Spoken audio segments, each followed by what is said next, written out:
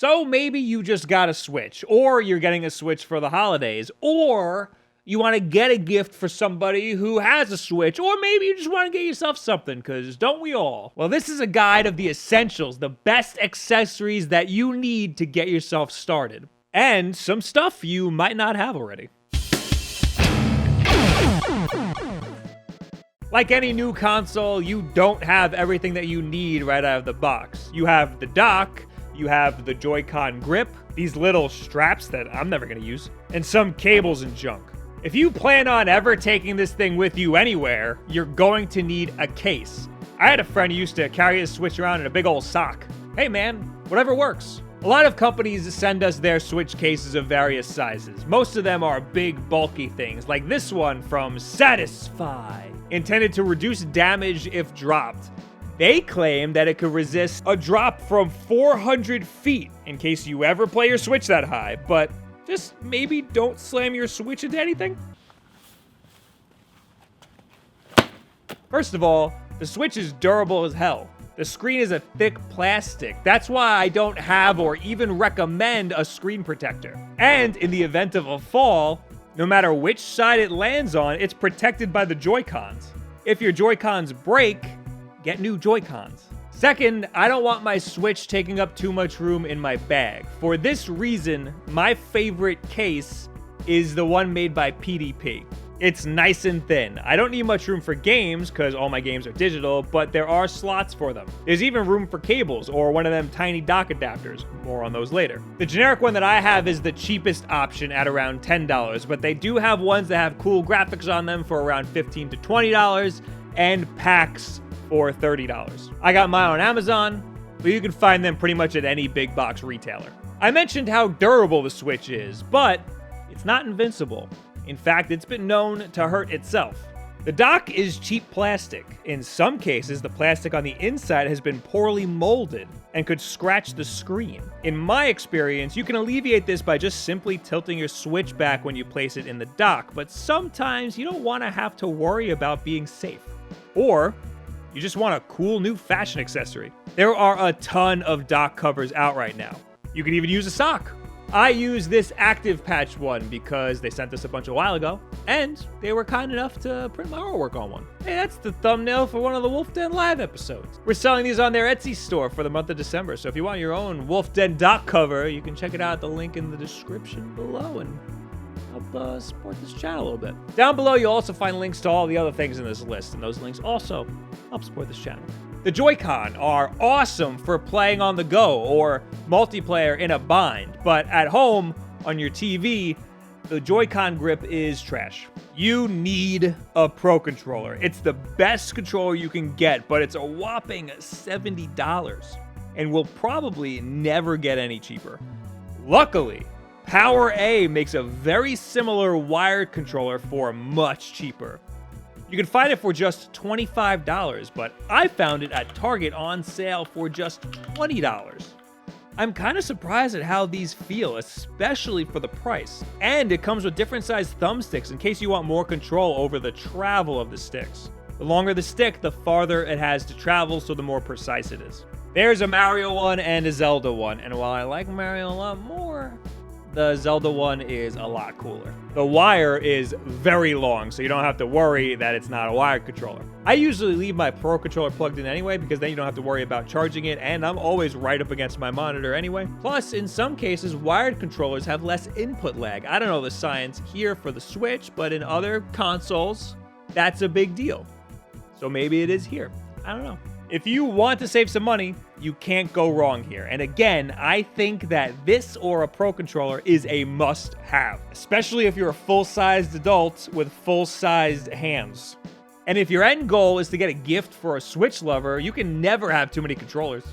Well, unless you have more than 8, then you can literally have too many controllers. So I guess you can have too many, but who has more than 8 controllers? The most essential thing that you need for your Switch, what do you think it is? It's a game.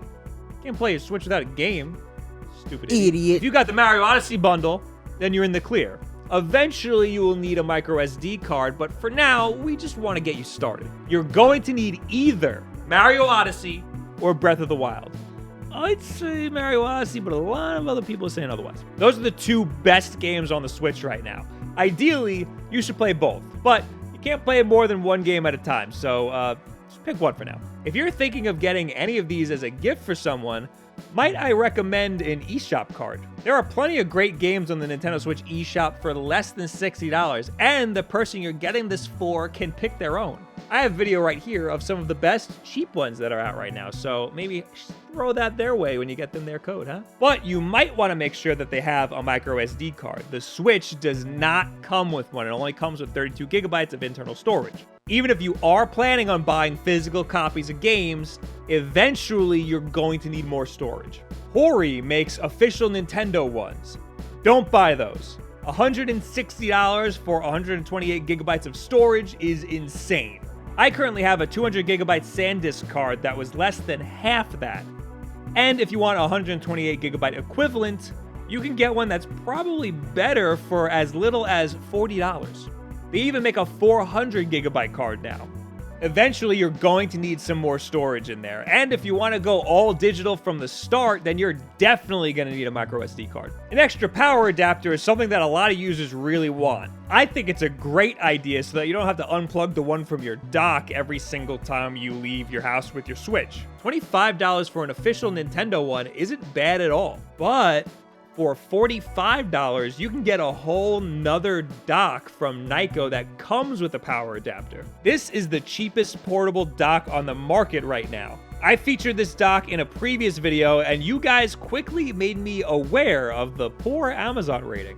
Apparently, people were having problems where this charger would stop working, or in extreme cases, it would damage their Switch. I reached out to Nyko about this, and here's what they said. We are aware that this is an issue a small amount of people are experiencing.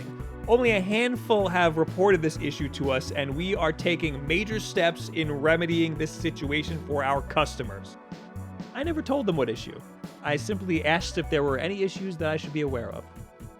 Anyway, we stand by our products and have policies in place to replace any malfunctioning products and/or consoles affected by our accessories. That's good. So they'll replace your Switch if there's any serious issues. It's still the cheapest option on the market right now, and I personally haven't had any problems, but I also haven't tested it extensively yet. So, I don't know. Be careful, I guess. All the other docks suck also, so, I mean, it's a lose-lose. At least it comes with a power adapter. This is probably the least essential, but some Amiibo can help you with your time in Mario or Zelda. In Zelda, I got Epona right out of the gate because of an Amiibo. And it wasn't even one of the official Breath of the Wild ones. It was the Link Smash Brothers one. I almost called him Zelda. Not only do they help in the game, but they're nice eye candy to have in your setup. They're a good stocking stuffer. To see how the Mario ones work, you can check out this video right here. I have another video that's a little older that details a lot more accessories for the Switch. One of them is a portable battery that I think is a pretty damn good idea. But don't get a LAN adapter just yet. The USB 3.0 port on the dock still does not work as a 3.0 port. Nintendo hasn't updated it yet, so it's still a 2.0 port for now. So for now, your Wi-Fi is most likely faster than any LAN adapter that you're going to plug into that thing. So I wouldn't call that essential. That's a down the line thing. But hey, what do you guys think about all these essential accessories for the Switch? Did I leave anything out?